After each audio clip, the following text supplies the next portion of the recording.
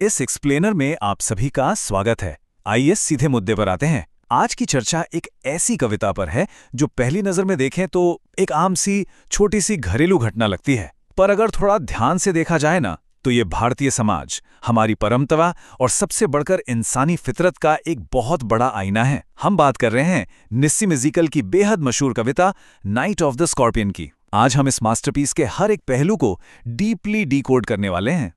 पर आगे बढ़ने से पहले एक बहुत ही बेसिक पर उतना ही गहरा सवाल पूछना चाहता हूं। सोचिए जरा, जब अचानक से कोई आफत आती है या कोई ऐसी पीड़ा जिसका कोई स्पष्ट कारण ही ना हो, तो इंसान आखिर उसको समझता कैसे है? लोग उस तकलीफ में क्या मीनिंग ढूंढने लगते हैं? आज के इस पूरे विश्लेषण में हम इसी अचानक आए संकट, उस पर समाज की प्रतिक्रिया और पीड़ा के उन गहरे विषयों को समझेंगे जो इस कविता के बिल्कुल सेंटर में हैं। इस पूरी चर्चा को हम लॉजिकली 5 हिस्सों में बांटेंगे।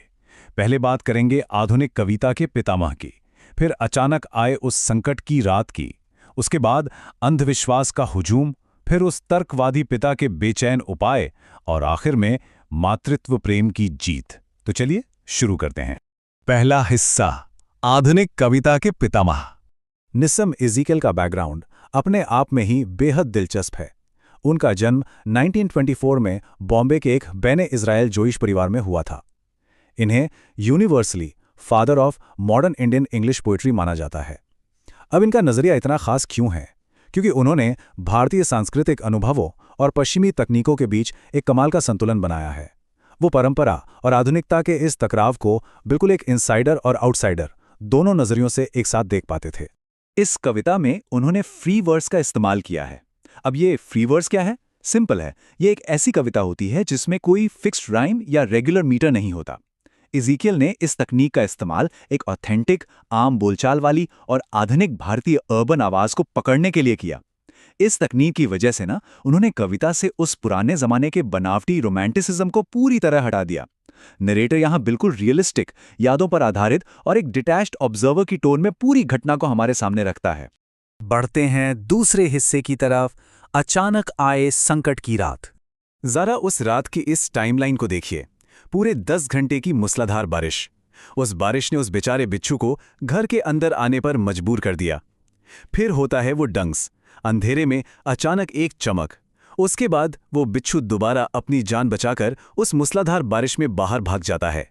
और फिर शुरू होते हैं वो लंबे 20 घंटे, जहां मां को ऐसी असहनीय पीड़ा झेलनी पड़ती है जिसका कोई इलाज काम ही नहीं आता।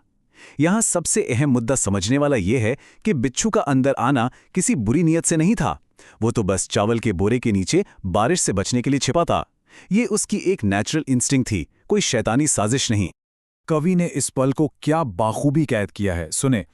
Parting with his poison, flash of diabolic tale in the dark room, he risked the rain again. कमाल की लाइंस हैं। जरा इस डार्क और विसरल इमेजरी पर गौर कीजिए।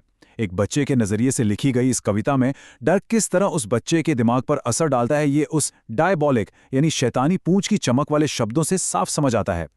बिच्छू अपना जहर छोड़कर अपनी जान बचाने वापस उस बारिश में चला गया और अपने पीछे छोड़ गया एक असहनीय दर्द। तीसरा हिस्सा, अंधविश्वास का हुजूम। अब आते हैं गांव वालों पर। इस ब्रिलियंट सिमिली पर गौर कीजिए। The peasants came like swarms of flies. कवि ने गांव वालों की तुलना मक्खियों के झुंड से की है। ये अपने आप में बहुत कुछ कहता है। ये दर्शाता है कि भले ही गांव वाले अच्छी नीयत से आए थे, पर उनका वो बड़ा हुजूम एक सफोकेटिंग और पेस्ट लाइक इंट्रूजन बन गया था। उनका 100 बार भगवान का नाम लेना किसी गहरी श्रद्धा जैसा नहीं, बल्कि एक मैकेनिकल, बिना सोचे समझे गुनगुनाने यानी बज़ करने जैसा लग रहा था। उन्हें बस ये लगता था कि मंत्र पढ़ने से उस ईविल वन यानी बिच्छू को लकवा मार जाएगा। कवि ने इस पूरे सीन को हमारी आंखों के सामने जिंदा करने के लिए कुछ शानदार पोएटिक डिवाइसेस यूज किए हैं। सिंबलिज्म को ही ले लीजिए। गांव वालों की मोमबत्तियां और लालटेन रोशनी तो कर रही थीं, पर उसकी वजह से दीवारों पर जायंट स्कॉर्पियन शैडोज बन रही थीं। ये ब्रिलियंटली इलस्ट्रेट करता है कि कैसे अंधविश्वास डर को हकीकत से भी ज्यादा बड़ा और भयानक कर देता है।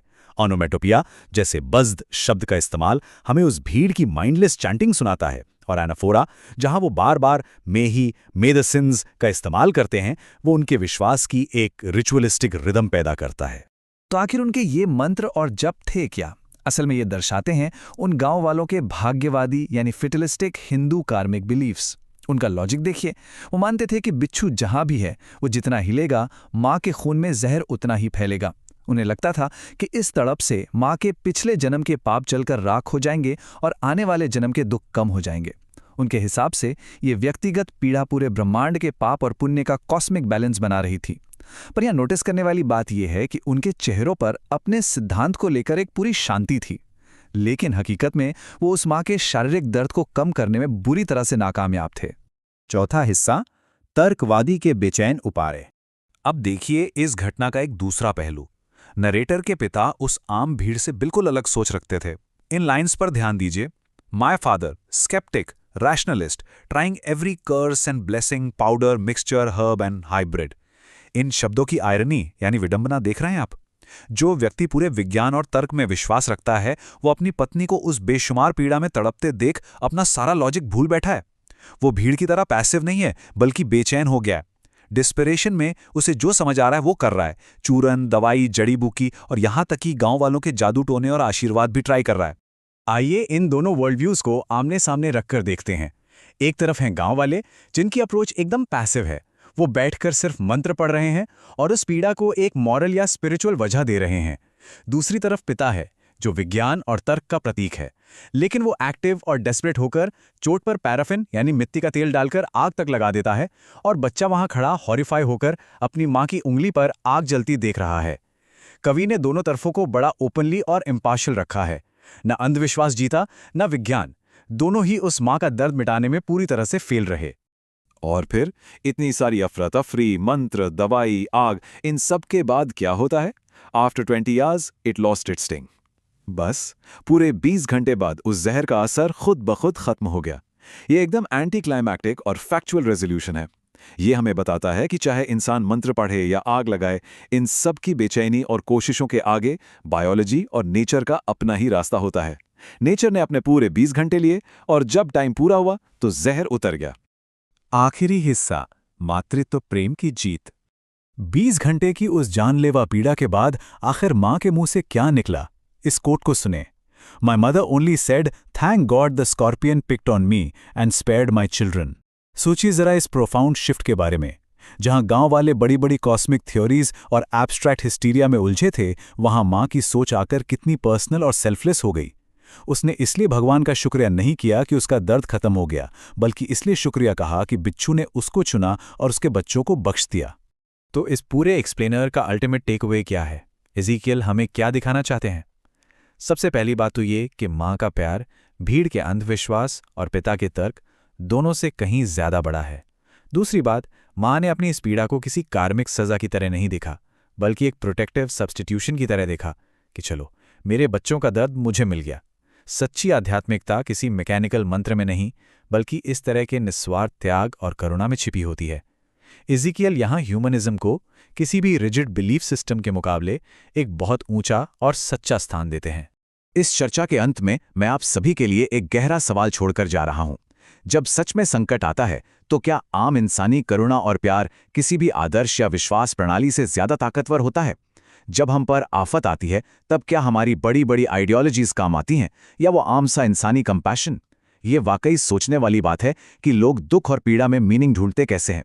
मुझे उम्मीद है कि इस विश्लेषण से आपको इस कविता को एक नए गहरे नजरिए से समझने में मदद मिली होगी।